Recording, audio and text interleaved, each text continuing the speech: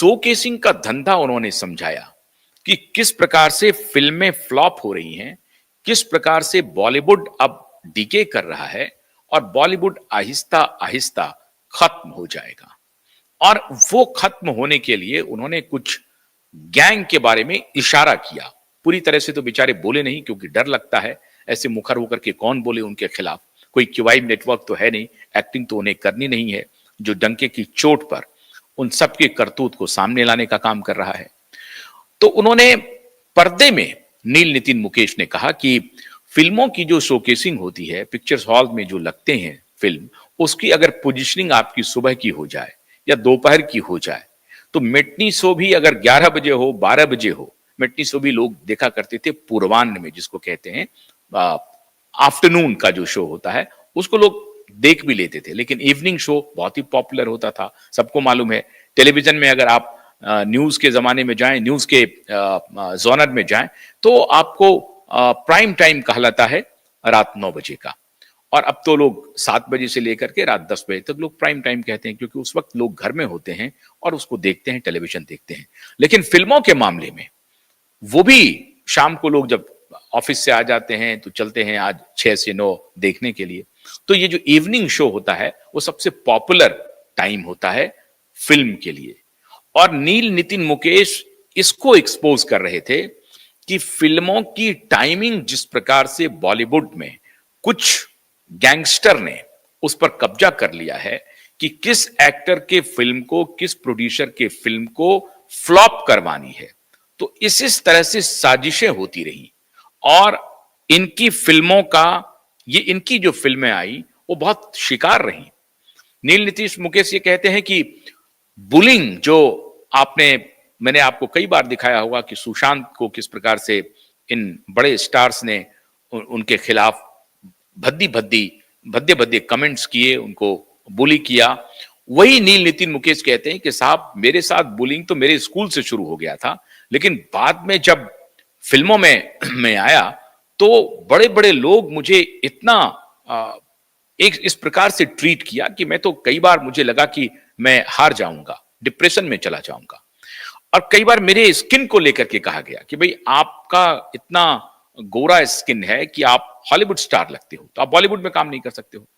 अब साहब देखिए, स्किन इतना स्मार्ट, इतना खूबसूरत व्यक्ति जो स्टार लगता है, वाकई में स्टार लगता है, हीरो लगता है, उसको कह रहा है कि हॉलीवुड में तुम्हारी जगह है, बॉलीवुड में नहीं है। तो बॉलीवुड में कौन चलेगा साहब? तो ये छिछोरे किस्म के एक्टर चलेंगे जो अभी तक बुढ़े हो गए हैं, अभी तक वो इंडस्ट्री से हटना नहीं चाहते हैं। और ऐसे जो न्यू कमर्स हैं, ऐसे जो स्टार हैं, उनको आगे लाने में इनकी नानी मर जाती है। तो ये उनको पीछे ढकेलने के लिए किस किस प्रकार का बुली कर रहे हैं, ये नील नितिन मुकेश ने खुलासा किया कि साहब, मेरे स्किन को लेकर के टिप्पणियां की गई और जो मेरी फिल्में आई उनकी पोजीशनिंग ठीक नहीं की गई। आज अगर एक पोजीशन खाली आप कर दें फिल्मों का मल्टीप्लेक्स में, उसके बाद भी कई बार फिल्में नहीं चलती हैं। मान लीजिए कि आपकी पोजीशनिंग हो गई 6 से 9 के बीच में, आपने पोजीशन किया, उसके बाद भी आपकी फिल्में फ्लॉप रह सकती हैं अगर फिल्मों में दम नहीं है। और कई बार ऐसी टाइमिंग अगर खराब भी हो लेकिन फिल्मों की कथानक बहुत अच्छे हो तो वो हिट भी कर जाती है, लेकिन इसके चांसेस बहुत कम होते हैं। नील नितिन ये समझाना चाह रहे थे कि साहब 11 बजे अगर हम कोई फिल्म लगाएंगे, कौन वर्किंग डे में जाएगा देखने के लिए? फिर उनके लिए बचता है सैटरडे और संडे। तो जो मेट्रोपॉलिटन सिटीज हैं वहां बिजनेस बहुत ज्यादा होते हैं, क्योंकि लोग सैटरडे संडे को एंजॉय करना चाहते हैं, मल्टीप्लेक्सेस में देखना चाहते हैं। और उन्होंने बड़ी शानदार तरीके से सब समझाया कि कैसे दौर में बदलाव आया है। पहले एक पिक्चर हॉल में लोग जाते थे, अब एक ही जगह पे कई पिक्चर्स हॉल हैं, जिसको मल्टीप्लेक्स कहते हैं। एक ही जगह में कई पिक्चर हॉल आपको टॉकीज मिल जाएंगे। उस पिक्चर हॉल में किसी में ये मूवी लगी है, किसी में ये मूवी लगी है।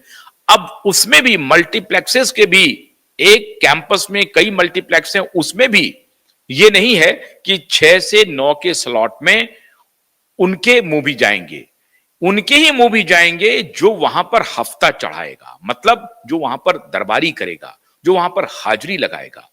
ये इशारा कर रहे थे नील नितिन मुकेश कि इस गैंग के पास जो हाजिरी लगाएगा जाकर के, जो बताएगा कि हाँ साहब, आपकी कृपा हमारे ऊपर बरस जाएगी तो बड़ी मेहरबानी होगी। अब कृपा के लिए जो नहीं गया तो उनको 11 बजे का स्लॉट मिला और जो कृपा के लिए चला गया उनको 6 से 9 चला गया। उन्होंने किसी का नाम नहीं लिया, लेकिन आपको, हमको, सबको मालूम है, कुछ दिन पहले गोविंदा ने कहा था कि साहब मेरी फिल्में बनकर के रेडी हैं, मेरी फिल्म बनकर के रेडी है एक फिल्म, लेकिन उनको कोई डिस्ट्रीब्यूटर नहीं मिल रहा है। क्यों नहीं डिस्ट्रीब्यूटर मिल रहा है? क्योंकि फोन आ गया है कि इनके मूवी को कोई डिस्ट्रीब्यूट नहीं करेगा। सोनू निगम ने कहा कि मैं गाना रिकॉर्ड कर चुका हूं और मुझे पता ही नहीं चला कि मेरे सैकड़ों गाने डब कर दिए गए और मेरी इजाजत के बगैर, मुझे सूचना दिए बगैर डब कर दिए गए। और मुझे तो यहां तक कहा गया, एक स्टार का उन्होंने नाम लिया, स्टार का क्या, इसी सलमान खान का नाम लिया, कि वो तो कहने लगे कि मैं भी आपसे बेहतर गा सकता हूं, और कभी कभी तो मेरे गाने के, जो मेरे रिकॉर्ड हुए थे गाने को, उन्होंने डब कर दिया अपनी आवाज में। जहां जहां मेरी आवाज थी उन्होंने अपनी आवाज में डब कर दिया और मेरी जगह पे किसी और सिंगर को बुला लिया।